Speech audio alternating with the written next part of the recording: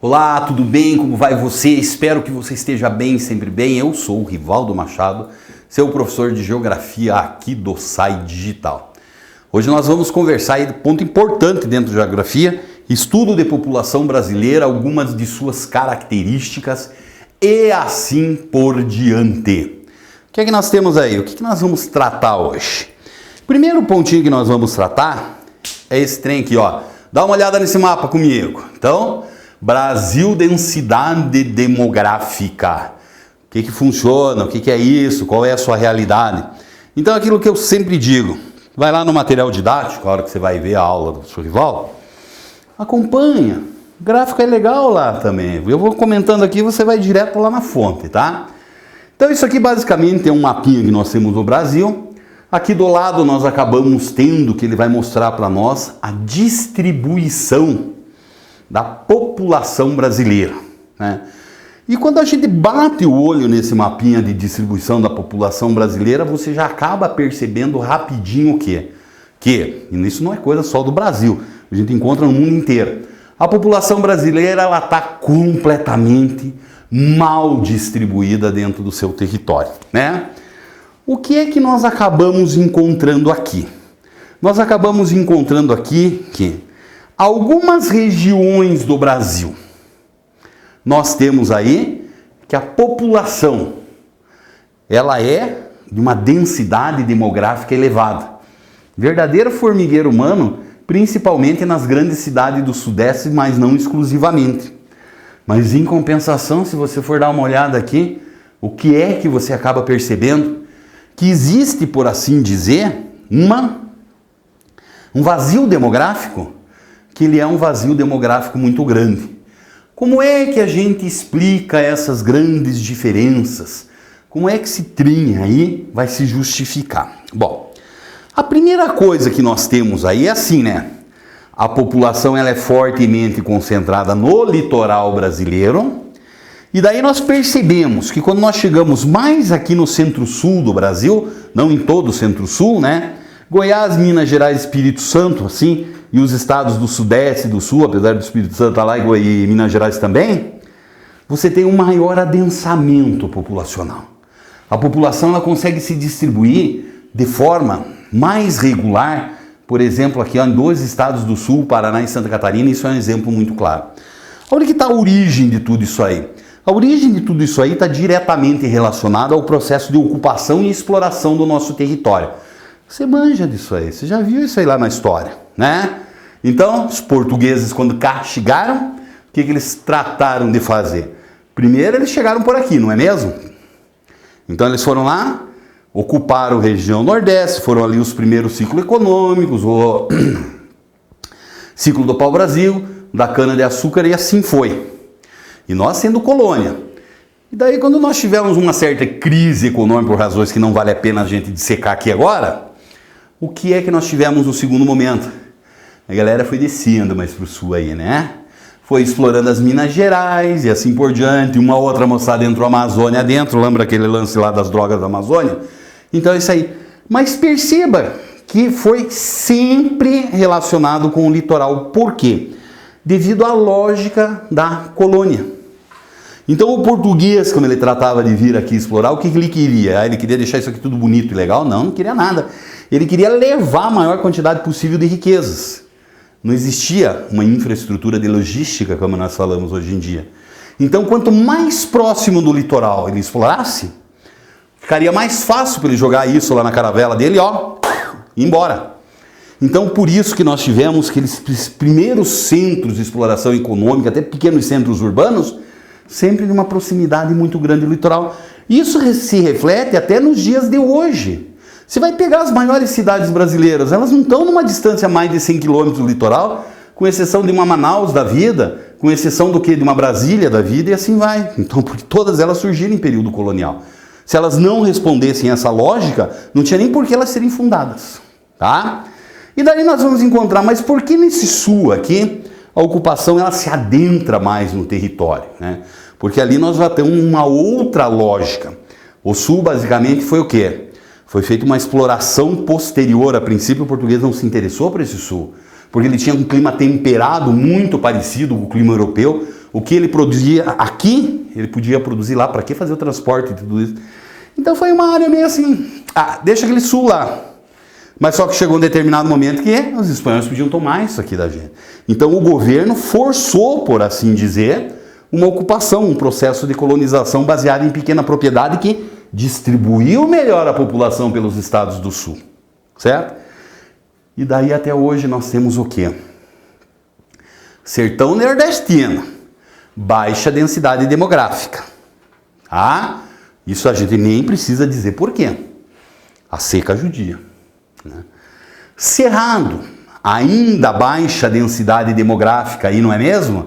Na maior parte do cerrado ele não apresenta ocupação devido à atividade econômica, onde nós acabamos sendo o quê? Pecuária extensiva.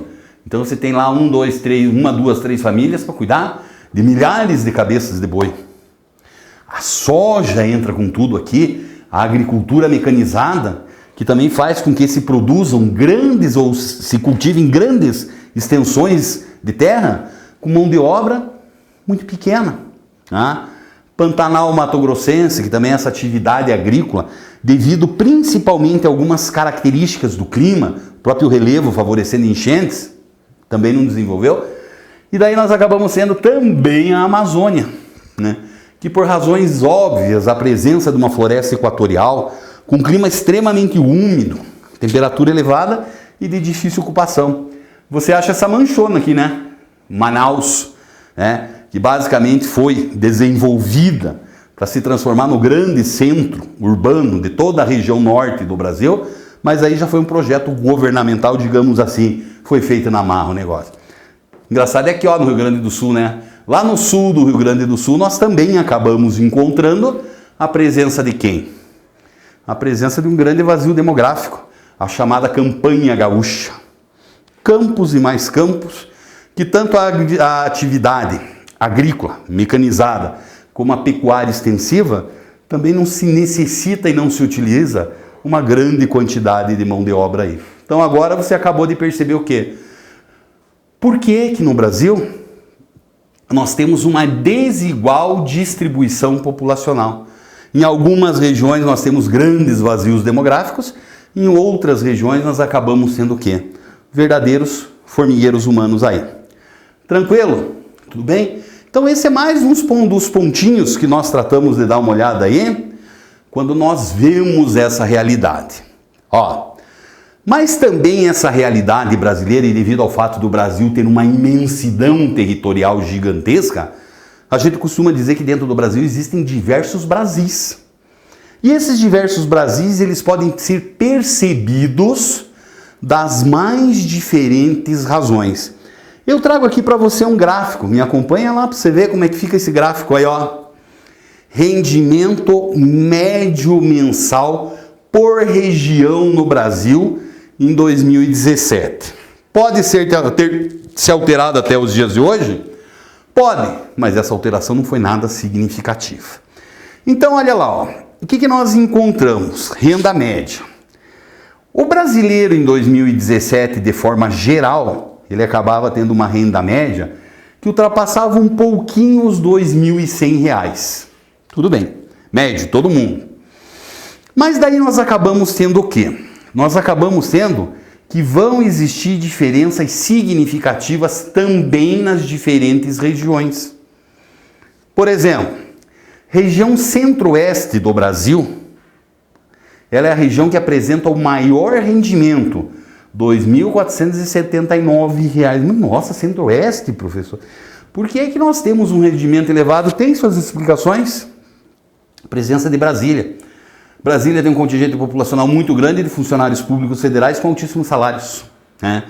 E no mais nós acabamos encontrando que, mas não é só Brasília que joga isso lá para cima. Nós encontramos que o tipo de atividade econômica ali desenvolvida, você não tem, por exemplo, uma agricultura e uma pecuária de subsistência, uma agricultura familiar tão significativa em todo o território. Então, uma agricultura moderna, que gera uma quantidade grande de dividendos, que necessita de um trabalhador de mão de obra mais qualificado. Então é isso que vai fazer que, apesar de nós termos um baixo contingente populacional, é a segunda região menos populosa do Brasil, você vai ter um rendimento elevado, certo? Daí, Sudeste, né? Sudeste vai ter aí, ó, um pouquinho abaixo, perde por R$20. R$ 2.459 de renda. Por quê? Só que daí, o Sudeste nós sabemos muito bem que é uma região que apresenta maior nível de desenvolvimento econômico brasileiro. É ali que começou a indústria, é ali que está a maior parte da riqueza. Mas só que no Brasil nós temos essa coisa que é muito interessante.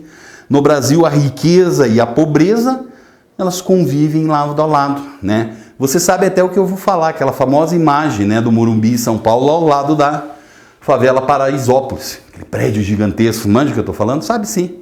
Daí o que acontece? Cada andar uma piscina na sacada e lá do outro lado do muro a favela. Então é isso, né? E a região Sudeste talvez seja um dos maiores exemplos que nós temos isso no Brasil.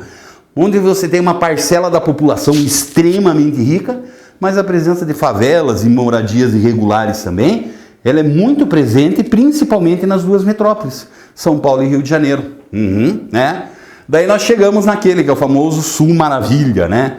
Cai um pouquinho, não grande coisa, quase chega a R$ 2.400. Lógico, é uma região um pouco mais desenvolvida economicamente, não chega a ser um Sudeste, né? Então nós vamos ter ali uma boa atividade industrial, uma agricultura, aquela uma agricultura significativa, assim vai. Mas também a pobreza impera. Daí chegamos na região norte, né? Também não tem um grande desenvolvimento. E a mais pobre das regiões brasileiras aí, que nós chegamos que é o Nordeste com 1.400. Então vai dar uma diferença de aproximadamente o quê? R$1.000 aí de renda mensal por habitante se nós compararmos o Nordeste com a região Centro-Oeste. Então o Brasil é isso, né? Sempre lembrar dessa ideia que o Brasil acaba apresentando o quê? Essas grandes divergências, né? Teve um economista que chamou isso aí de Belíndia. O que é tal da Belíndia? Uma parcela muito pequena da nossa população vivem como os belgas, país rico e desenvolvido. E a grande massa dos brasileiros vão viver como os indianos. E o que é que nós acabamos percebendo isso? Isso nós acabamos percebendo no Brasil, no seu cotidiano, né? Essa desigualdade social que nós temos aí, que muitas vezes é representada onde? Nas grandes cidades. O que é que nós temos nessas grandes cidades? Nós temos aí a riqueza, olha que beleza, é uma cidade urbanizada, bem estruturada, esses prédios, essas edificações mostram um nível de desenvolvimento muito grande. Mas lá, e olha que eu nem estou falando da favela, aqui você tem o executivo ou profissional autônomo que está trabalhando nesse prédio aí. Mas no primeiro plano da nossa foto, o que é que nós percebemos? O subemprego, a presença do vendedor ambulante, que é justamente representado na maior parte das vezes por aquela quantidade muito grande e significativa de pessoas que não teve acesso a um sistema educacional de qualidade, que não conseguiu qualificar a sua mão de obra e que luta todo santo dia para conseguir o seu sustento dentro das cidades aí. Então essa é a realidade brasileira, né? A desigualdade social, a presença de crises econômicas que elas vão tratando justamente aí de se perpetuarem ano após ano. E daí muitas vezes, aonde é que pesa tudo isso? Muitas vezes onde pesa tudo isso aí é justamente na previdência social. O que é essa tal de previdência social? Essa não é nenhuma novidade para você, e mais uma vez eu chamo a tua atenção que ela é, por assim dizer, hoje um assunto muito quente para aparecer na tua prova aí. Sabemos nós que o Brasil acabou fazendo o que nos últimos anos? Ele veio passando por mudanças e mudanças muito significativas nas reformas da Previdência. Por quê? Porque no Brasil, além de nós termos aí mudanças na nossa dinâmica da população, onde basicamente existe cada vez mais uma população que está entrando em transição demográfica, envelhecendo, e dessa forma nós acabamos descobrindo o quê? Que surge cada vez mais aí uma população que ela se apresenta de que forma? Que ela se apresenta mais envelhecida. Então, automaticamente, essa população, ela necessita do quê? Ela vai necessitar cada vez mais de um sistema de previdência. Onde nós acabamos percebendo que essa previdência é inchada e muitas vezes não consegue dar conta disso. Tudo bem? Tudo legal? Então tá bom. Grande abraço para você.